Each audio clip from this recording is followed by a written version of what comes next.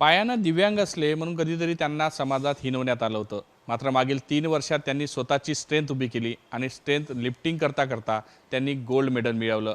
एवढंच नाही तर वर्ल्ड स्ट्रॉंगमॅन 12वा हा त्यांना किताबसुद्धा मिळाला. हा सगळा संघर्षमय प्रवास कसा होता आपण जाणून घेऊ अमोल वाळकेकडून. थायलंडमध्ये झालेल्या स्पर्धेत खरं तर हा त्यांना 12वा जो आहे वर्ल्ड स्ट्रॉंगमॅनचा किताब मिळाला. मात्र त्यापूर्वी कशा पद्धतीने इथपर्यंत पोहोचले, कशा पद्धतीने त्यांनी एक जो आहे समाजामध्ये राहत असताना दिव्यांग असताना काय अनुभव आला, हे सगळं बोलण्यासाठी आपल्यासोबत आहे. आता isakal.com आहे देशातील नंबर 1 ची मराठी न्यूज वेबसाईट. प्रत्येक अपडेटसाठी isakal.com ला नक्की भेट द्या. कसा अनुभव राहिलेला आहे? खरं तर दिव्यांग म्हटलं तर अनेकदा हिणवलं जातं. दिव्यांग म्हटलं तर अनेकदा हिणवलं जातं आणि डॉमिनेट केलं जातं. त्यामुळे ती डॉमिनेशनची भावना दिव्यांगाच्या मनात नेहमी कुठे ना कुठे राहत असते. परंतु याच्यावरती मात करत आम्ही त्याला प्रोफेशनमध्ये कन्वर्ट केलं. अहोरात्र मेहनत केली. भरपूरशा कॉम्पिटिशन्समध्ये मी पार्टिसिपेट केली. डिस्ट्रिक्ट लेवलवर पार्टिसिपेट केलं. स्टेट लेवलवर कॉम्पिटिशन पार्टिसिपेट केलं. नॅशनल खेळलो आणि आता थायलंड मग इथे झालेल्या 12व्या स्ट्रेंथ लिफ्टिंग चॅम्पियनशिपमध्ये भारताकरता गोल्ड आणण्याचं मला सौभाग्य प्राप्त झालं. त्यातल्या त्यात वर्ल्ड स्ट्रॉंग मॅन हा किताब मिळाला आणि 65 kg वेटमध्ये 108 kg मारल्यामुळे माझ्या वर्ल्ड रेकॉर्डसुद्धा इथे कायम झाला. सुरुवात कशी झाली? म्हणजे 3 वर्षापूर्वी त्यापूर्वी तुम्ही काय करायचे म्हणजे आणि कसा अनुभव आला? म्हणजे एक दिव्यांग म्हणून, पायाला हँडिकॅप म्हणून कधीतरी मला जिम करण्याची सवय सुरूपासूनच होती. त्यामुळे आम्ही स्वतःची जिम इस्टॅब्लिश केली. एकदा असंच व्हॉट्सअप चेक करत असताना एक कॉम्पिटिशन आली आणि तिथं लिहिलं होतं की 2 डिसेंबरला ही बॉडी बिल्डिंग कॉम्पिटिशन आहे आणि तो तारीख होती 28 ऑक्टोबर 2023. तर त्या दिवशी एक निर्णय घेतला की का नाही आपण जर एक्सरसाइज करत आहोत तर या एक्सरसाइजचा एक नेक्स्ट स्टेप पुढे जायचं. आणि नेक्स्ट स्टेप पुढे जाताना आम्ही तो निर्णय घेतला की त्या कॉम्पिटिशनला पार्टिसिपेट करायचं. ही कॉम्पिटिशन जी आहे ती अमरावती इथे होती. राज्यस्तरीय कॉम्पिटिशन होती आणि माझी बिल्ड स्ट्रॉंग असल्यामुळे मला राज्यस्तरीयमध्ये घेण्यात आलं आणि तिथेच आम्ही 2 डिसेंबरला ती कॉम्पिटिशन झाली आणि मला ब्रोन्झ मेडल मिळालं. ती माझ्या आयुष्यातली पहिली कॉम्पिटिशन होती. आता तुम्ही रोज किती तास स्ट्रेंथ लिफ्टिंग करता जेणेकरून तुम्ही स्वतःची बॉडी बनवली आहे, पण अजूनही असं मनातून कधीतरी वाटतं का आपण कमजोर आहो पायाने? मला असं कधी जाणवलंच नाही कारण माझ्या आईवडिलांनी मला हे कधी जाणवू दिलं नाही. समाजांनी वारंवार हिणवलं परंतु काही असे इन्सिडेंट माझ्या आयुष्यात झाले ज्यामुळे ही जी कमकुवतची भावना आहे ती कधी निघून गेली.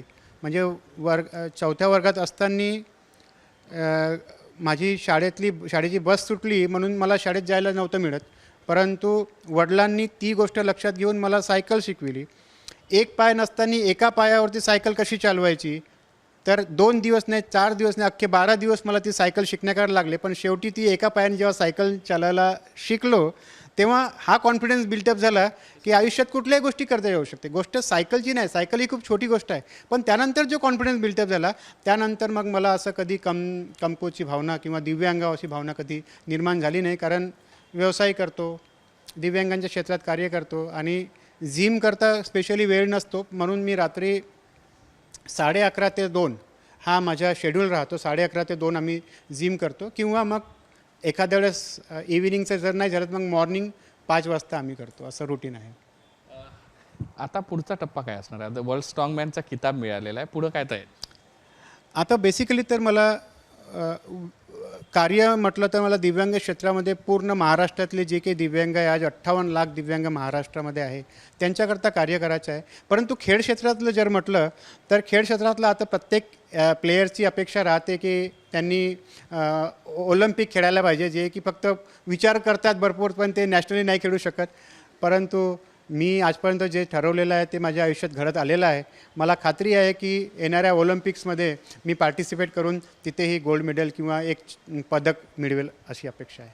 अनेक दिव्यांगांना काय प्रेरणा द्याल? अनेक जण असे असते जे अजूनही म्हणजे स्वतःवर आत्मविश्वास तेवढा मिळू शकला नाही, तुम्ही मिळवण्यात यश मिळालं. नाही, आता संदेश म्हणजे असा आहे की भरपूर दिव्यांग जे आहे ते शासनाच्या स्कीमवरती अवलंबून राहतात. शासन देऊन काय देईल? आज 1500 रुपये पेन्शन होती, आज 2500 रुपये केली. काय ते 2500 रुपयेमध्ये प्रत्येक दिव्यांगांचं घर चालणार आहे? दिव्यांग जो आहे बॅटरी चलित सायकलची अपेक्षा करतो, प्रत्येक गोष्टीची अपेक्षा करतो. पण त्यांनी स्वतःकडून जर अपेक्षा केली तर तो भरपूर काही आयुष्यामध्ये करू शकतो. तर योजना ज्या मिळतात त्याचा लाभ घ्या. परंतु त्याच्या व्यतिरिक्त स्वतः काय आहो त्याची जाणीव करून स्वतःला आयडेंटिफाय करून त्यावरती फोकस जर केलं तर डेफिनेटली त्याच्या आयुष्यातले सगळे दुःख दूर होऊन तो सुद्धा समाजासाठी एक आदर्श ठरू शकेल. नक्कीच हे होते अमोल वाडके. खरं तर आता स्ट्रॉंगमॅन म्हणून त्यांना किताब मिळाला आहे. कधीतरी पायानं त्यांचे दिव्यांगत्व होतं त्यावर त्यांनी मात केली आणि आज स्ट्रॉंगमॅनचा किताब मिळवला. पुढे ऑलिम्पिकमध्ये सुद्धा त्यांना जायचं आहे आणि सोबतच दिव्यांगांसाठीही काम करायचं आहे. सरकारी योजनांवर अवलंबून न राहता स्वतःतलं दिव्यांगत्व दूर करून स्वतःची क्षमता ओळखायची आणि त्यावरच आपलं कर्तृत्व सिद्ध करायचं असा संदेशही त्यांनी दिला. व्हिडिओ जर्नलिस्ट सौरभ बोलेसह पराग डोबळे, साम टीव्ही न्यूज, नागपूर.